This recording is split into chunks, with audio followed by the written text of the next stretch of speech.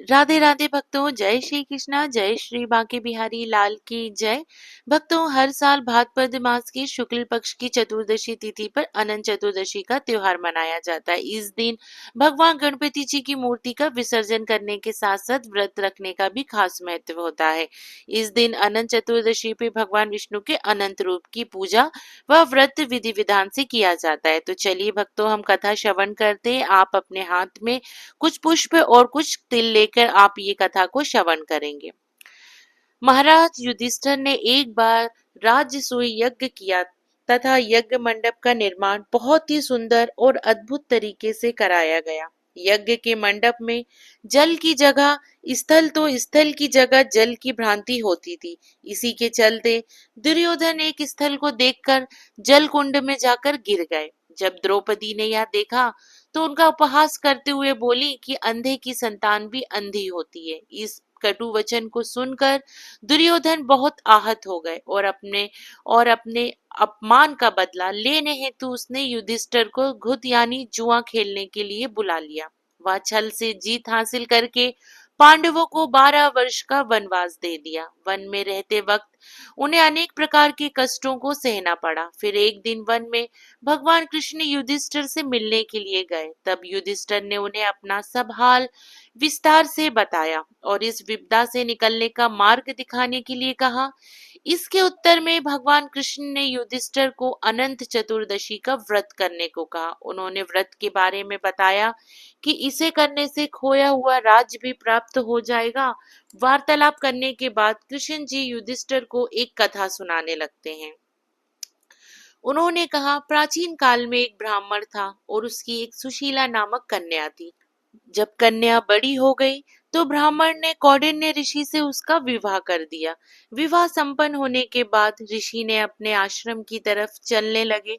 मार्ग में रात होने पर वह नदी किनारे आराम कर रहे थे।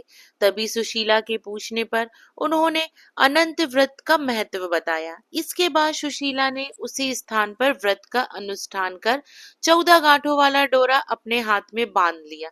इसके बाद वह अपने पति के पास आ गई। कौंडिन्य ऋषि ने सुशीला के हाथ में डोरे बंधे देखा तो उसके बारे में पूछने लगे। तब सुशीला ने उन्हें सारी बात बता दी, लेकिन ऋषि सुशीला की बात सुनकर बिल्कुल भी प्रसन्न नहीं हुए और उसके हाथ में बंधे डोरे को भी आग लगाकर जला दिया, जिससे अनंत भगवान का अपमान हुआ।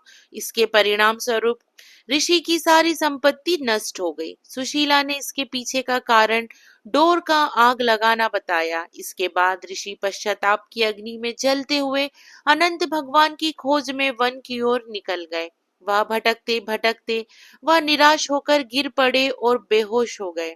भगवान अनंत ने उन्हें तब दर्शन दिए और कहा कि मेरे अपमान के कारण ही तुम्हारी यह दशा हुई है और सारी विपत्तियां आई, लेकिन अब तुम्हारे पश्चाताप से मैं प्रसन्न हूँ और अब तुम अपने आश्रम में वापस जाओ और 14 साल तक मेरे इस व्रत को विधि विधान से करो। ऐसा करने से तुम्हारे समस्त कष्ट दूर हो जाएंगे। इसके बाद ऋषि ने वैसा ही किया जैसे भगवान ने कहा था। इससे उनके सभी कष्ट दूर हो गए और उन्हें मोक्ष की प्राप्ति हुई। युधिष्ठिर ने भी भगवान श्री कृष्ण की आज्ञा से अनंत भगवान का व्रत किया, जिससे महाभारत के युद्ध में पांडवों को जीत प्राप्त हुई। हे अनंत भगवान, जैसे आपने उस ऋषि की मनोकामना पूर्ण की, उनकी गलतियों को माफ करके आपने उनको प्रसन्न होकर मोक्ष की प्राप्ति दी, जैसे आपने युधिष्ठिर को प्रसन्न किया, जैसे आपने उन्हें महाभारत में जीत दिलवाई, ऐसे ही आपका व्रत करने वाले, आपका पूजन करने वाले सभी भक्तों की मनोकामना पूर्ण करना और उन्हें भी विजय का मार्ग प्राप्त हो। तो इस तरीके से ये कथा पूर्ण होती है। भक्तों, अब हम भगवान गणपति जी की एक कथा श्रवण करेंगे। तो भक्तों, कथा श्रवण करते हैं। एक गांव था जिसमें एक सेठ अपने परिवार के साथ रहता था। सेठ का गांव और आसपास के शहर में बड़ा व्यापार था। सेठ जी का भगवान गणेश जी में बहुत विश्वास था, क्योंकि उनका मानना था कि उनके परिवार की हर खुशहाली का कारण भगवान गणपति जी ही थे। नियम अनुसार रोज वो नदी पर नहाने जाते और आकर भगवान गणेश जी की पूजा करते, उन्हें भोग लगाते, फिर स्वयं भोजन करते थे। यह बात सेठानी को अच्छी नहीं लगती थी। वो धार्मिक नहीं थी और ईश्वर में इतना विश्वास नहीं रखती थी। एक बार सेठानी जी ने सोचा कि आप भगवान गणेश जी को इतना मानते हैं, गणेश जी की पूजा करते हैं, इससे होता क्या है?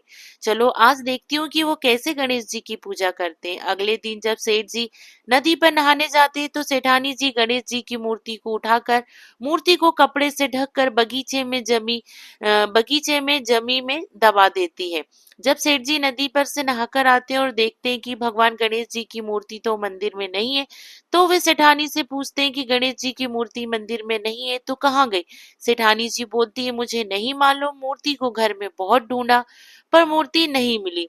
उस दिन वो भगवान गणेश जी को भोग भी नहीं लगा पाए, खाना नहीं खाए और गणेश जी से प्रार्थना करते रहे कि प्रभु लगता है आप मुझसे नाराज हो गए हो और कहीं चले गए हो। अब जब तक आप वापस नहीं आते मैं खाना नहीं खाऊंगा। उस दिन पूरा दिन निकल गया। सेठ की भक्ति में अनन्य श्रद्धा थी, इसलिए उसी रात एक चमत्कार हुआ। सेठ को सपना आया जिसमें वे एक छोटे से चूहे के साथ खेल रहे होते हैं।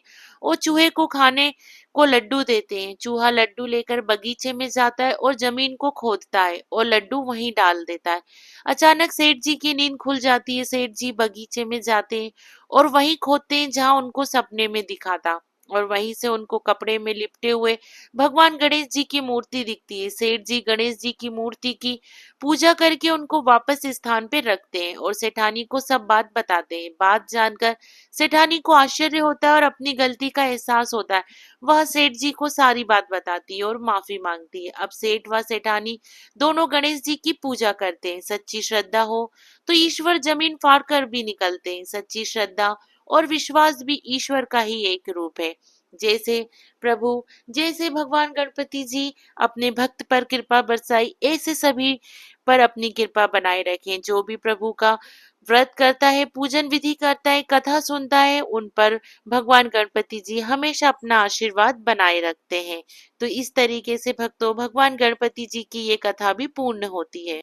भक्तों अब आपके हाथ में जो पुष्प और जो तिल के दाने हैं वो आप भगवान अनंत जी को, भगवान विष्णु जी को समर्पित कर दीजिए। इस तरह से ये आपकी कथा पूर्ण होती है। भक्तों अनंत चतुर्दशी पे ये कथा आप जरूर श्रवण करें। आप सब पर अनंत भगवान हमारे विष्णु जी की, माता लक्ष्मी जी के साथ आप सदैव आप भक्तों पर अपनी कृपा बनाए रखें। आपको अन्न धन की कभी कमी ना हो। भगवान अनंत जी की कृपा सदैव बनी रहे, मनोकामना पूर्ण हो। तो आप सभी को प्रेम पूर्वक राधे राधे।